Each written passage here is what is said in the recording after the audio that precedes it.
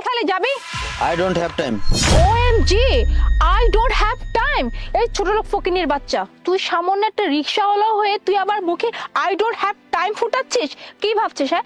2-4টা ইংরেজি বলবি আর নিজেকে শিক্ষিত দাবি করবি? ছি ছি ছি, কি পোশাক আশাক পরে দেখে তোমার শরীরটা ঘিনঘিন করতেছে।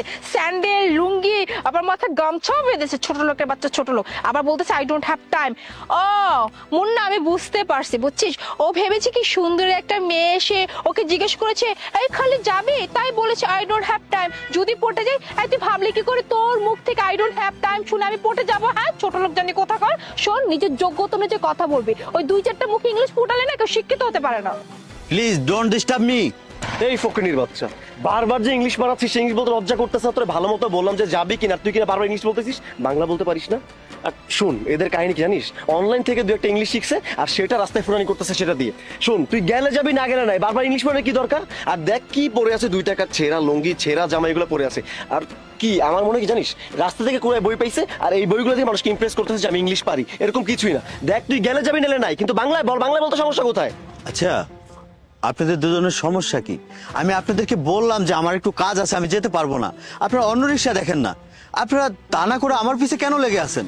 ওরে বাবা রে বাবা, দেখ না ছোট লোকের বাচ্চা ছোট লোক, আবার কত বড় দেমাগ। হ্যাঁ, ও আবার এইটা বলতেছে যে আমার হাতে কাজ আছে, আমি যেতে পারবো না, আপনারা অন্য রিক্সা।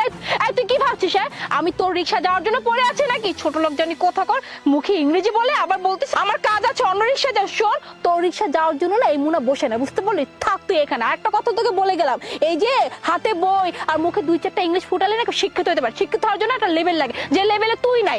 এই চল তো। চল। দোস্ত, আমি যে কি করব আমি না ভেবেই পাচ্ছি না।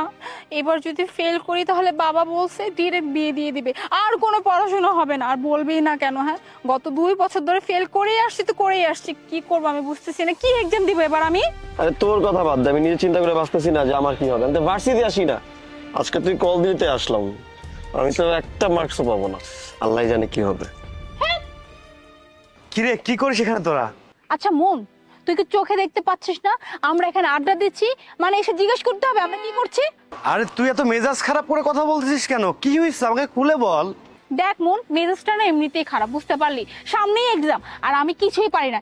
এবার যদি এক্সামে আমি গড়লাম আরে গত 2 বছরের মতো, তাহলে বাবা কি বলছে জানিস? বাবা ডিরেক্টলি বলে দিছে এবার যদি আমি পাস না করতে পারি তাহলে আমাকে ডিরেক্ট বিয়ে দিয়ে দিবে, কোনো কিচ্ছু হবে না। আমি না বুঝতে পারতেছি না মন, আমি এখন কি করব বল? আমি তো ফেল করবো এটা আমি খুব ভালো করে জানি, বিকজ আমি জানি না পরীক্ষা কি আসবে না আসবে, আমার কাছে তো কোনো নোটসই নাই। আরে তুই ওর কথা রাখতো, ও তো মেয়ে মানুষ, বিয়ে দিয়ে দিবে, আমি কি করব? আমার তো রিক্সা চালাই খাইতে দিব। আচ্ছা শুন না, এত কথা বাদ দে না।